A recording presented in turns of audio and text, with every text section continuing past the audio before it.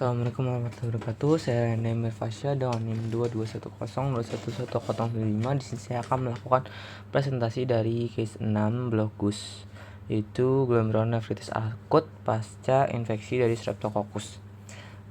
Yang pertama adalah dengan anak laki-laki berumur 66 tahun. Itu datang dengan keluhan sembab pada kelopak matanya disertai bengkak tungkai sejak 3 hari yang lalu, mana dia itu diduga mengalami glomerulonefritis akut pasca Streptococcus, di mana dia itu memiliki faktor risiko. Yang pertama itu dia sering sekali riwayat radang dan demam dan juga radang tenggorokan sejak 2 minggu yang lalu, di mana dia tuh antibiotik tidak dihabiskan, dan juga dia sering radang tenggorokan dan juga sembuh dengan obat warung. Nah, yang pertama ini karena dia demam juga radang, bisa jadi ini ada ya faringitis. Nah, faringitis ini dia tuh tidak dihabiskan antibiotiknya, sedangkan kalau antibiotik kan untuk menghancurkan bakteri kan. Namun kalau bakteri tidak dihabiskan, pengobatannya tidak tuntas. Jadi bakteri yang tadi itu bisa jadi bereplikasi lagi sehingga semakin banyak, dan juga bisa terjadilah resistensi dari antibiotik karena tidak langsung dihabiskan. Jadi bakterinya sudah pinter gitu.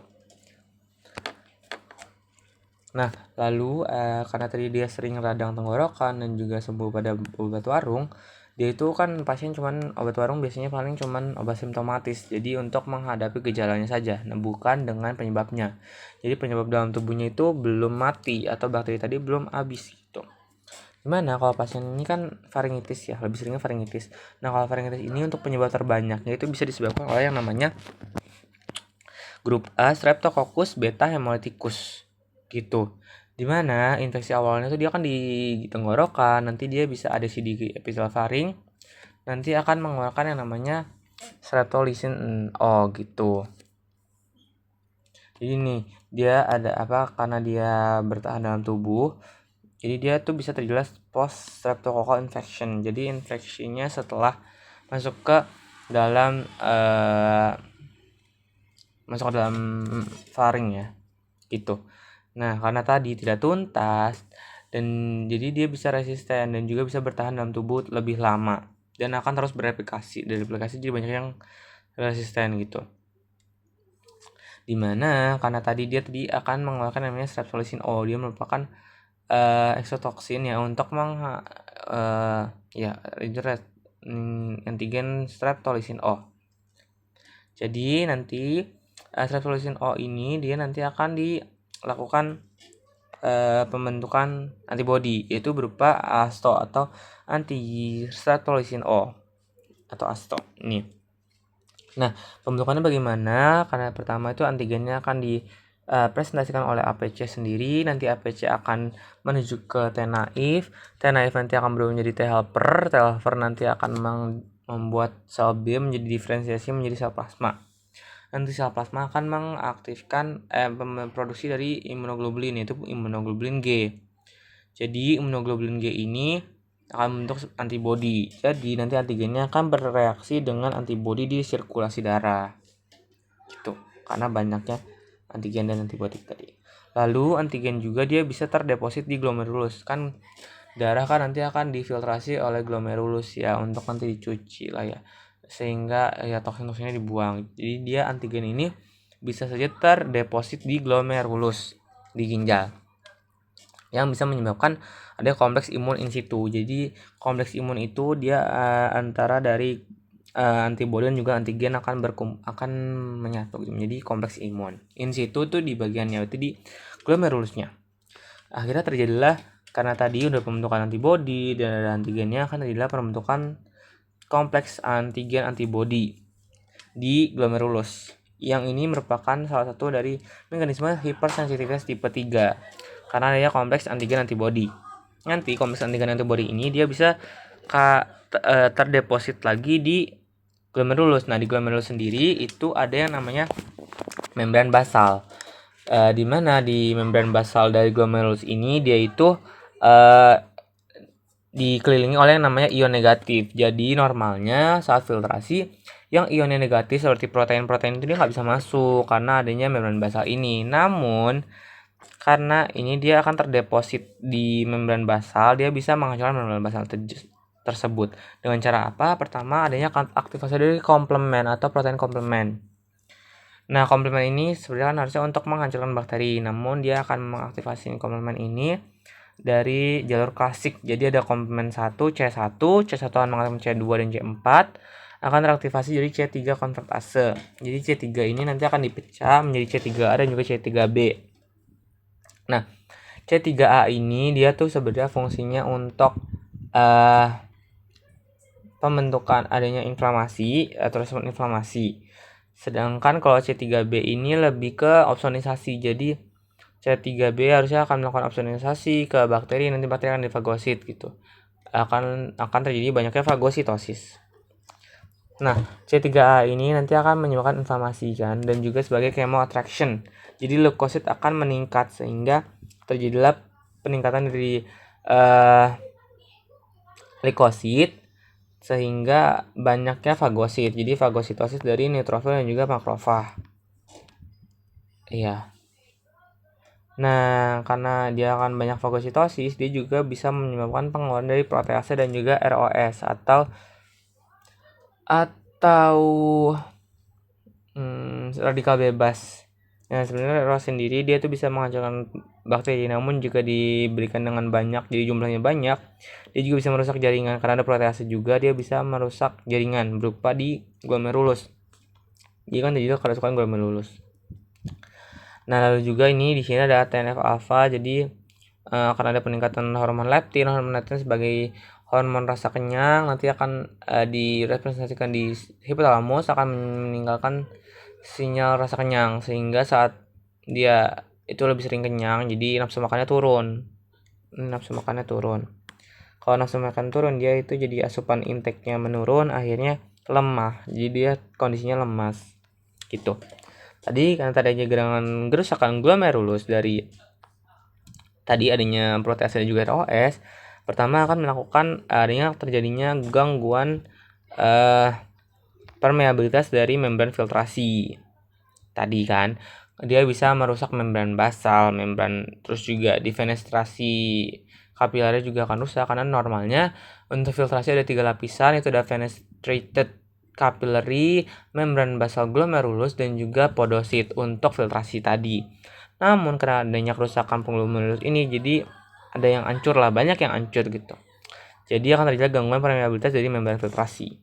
Jadi yang harusnya itu sel-sel darah merah itu tidak bisa masuk, juga protein-protein juga tidak bisa masuk karena ion negatif, eritrosit karena terlalu besar, itu karena rusak semua. Jadi ada yang bisa masuk nih, sehingga nanti sel darah itu bisa masuk. Contohnya di eritrosit ini bisa masuk ke dalam filtrasi di ginjal. Akhirnya nanti dia akan terjadi pembentukan urinnya itu seperti gelap dan juga seperti cucian daging karena dia banyak sekali red blood cell gitu. Lalu saat urinalisis itu akan adanya RBC Cas. RBC Cas itu merupakan silinder eritrosit karena eritrositnya menempel sama hialin. Jadinya akan ada RBC Cas. Lalu ada juga eritrosit dalam urin dan juga di darah itu dia HB-nya akan turun, juga HT-nya turun. Kenapa? Karena tadi darahnya malah keluar ke urin gitu. Jadi nggak ada sirkulasi lagi. Nah, lalu protein juga dia bisa keluar karena tadi membran basal yang harusnya bermuatan negatif, sedangkan protein itu banyak yang bermuatan negatif juga, harusnya saling bertolak belakang. Jadi contohnya seperti albumin itu dia akan bertolak belakang. Namun karena adanya kerusakan tadi di bagian membran basalnya, jadi proteinnya keluar deh. Jadi adanya protein plus 3 dan juga biakannya akan berbusa gitu. Lalu juga karena tadi kerusakan kan, jadi harus ada kompensasinya apa? Itu proliferasi dari sel-sel membran dan juga ada sel mesangial dari ginjal. Dan sel mesangial itu dia sebenarnya bisa sebagai fagosit, namun karena tadi rusak juga dia bisa terjadi proliferasi. Karena proliferasi ini lama-lama kan penebalan akan semakin menebal sehingga lumennya akan semakin kecil. Kalau lumennya kecil, lumen dari kapilernya kecil, jadi blood flow-nya akan semakin menurun dari dalam darah. masuk ke ginjalnya menurun karena ada proliferasi tadi, jadi fibrosis, jadi makin tebal makin susah gitu. Akhirnya GFR atau glomerular filtration rate-nya akan menurun. Iya, jadi terus juga akan adanya kompensasi berupa renin-angiotensin aldosterone system. Ditambah dia itu memiliki riwayat ibu bapaknya, kedua orang tuanya itu hipertensi. Kan hipertensi sendiri itu dia ada juga faktor genetik gitu. Dimana faktor genetiknya bisa berupa gennya lebih sensitif terhadap RAS dan juga resiko hipertensinya lebih tinggi. Terjadilah peningkatan di RAS atau renin-angiotensin aldosterone system. Kenapa? Karena tadi jadi nanti renin itu nanti akan berikat ginjal akan melepaskan renin. Lalu renin akan berikatan dengan angiotensinogen di hepar. Nanti dari angiotensinogen tersebut dia akan membentuk angiotensin 1. Angiotensin 1 akan ke sirkulasi dan akan dibantu oleh enzim ACE atau angiotensin converting enzyme berubah menjadi angiotensin 2.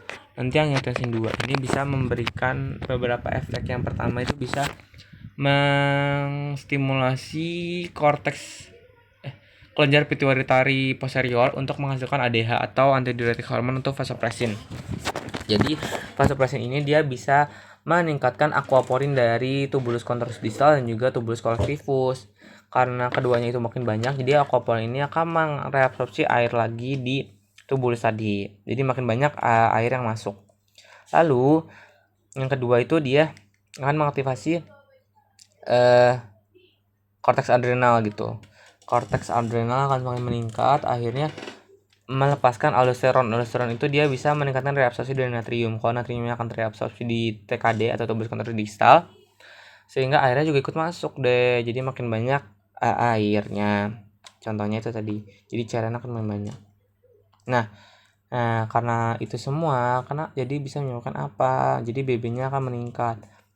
Tapi meningkatnya karena banyaknya cairan, karena cairan ditarik terus gitu, reabsorpsi terus. Nah, yang kedua juga adalah oliguria, karena volume urinnya turun. Kenapa? Karena ya ekskresi ke urinnya sedikit, karena airnya diambilin semua. Jadi urinnya akan lebih sedikit untuk dikeluarkan, jadi volume urin menurun. Lalu BB-nya meningkat karena banyaknya cairan yang masuk, jadi retensi. Lalu cairan ke interstisial, karena tadi semakin banyak air, dia itu bisa menyebabkan perpindahan cairan dari interstisial ke interstisial gitu.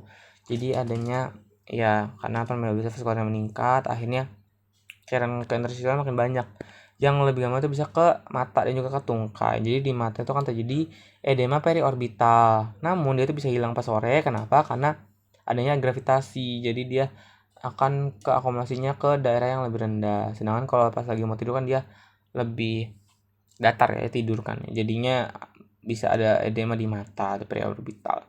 Lalu kalau di tungkai ada juga namanya pitting edem. Jadi iya karena tadi dia kan ada frekuensi gravitasi juga, penumpukannya di bagian bawah. Itu banyaknya cairan gitu. Jadi kalau ditekan itu dia akan diam. Akan meningkat lagi. Nah, lalu juga karena retensi air makin banyak ya, akhirnya volumenya meningkat, menyebabkan stroke volume venous return-nya meningkat, stroke volume-nya meningkat, CO-nya meningkat, tekanan darahnya ikut meningkat. Sehingga dalam darah itu adanya tekanan darahnya dia 130/90, berarti masuk ke dalam kategori prehipertensi.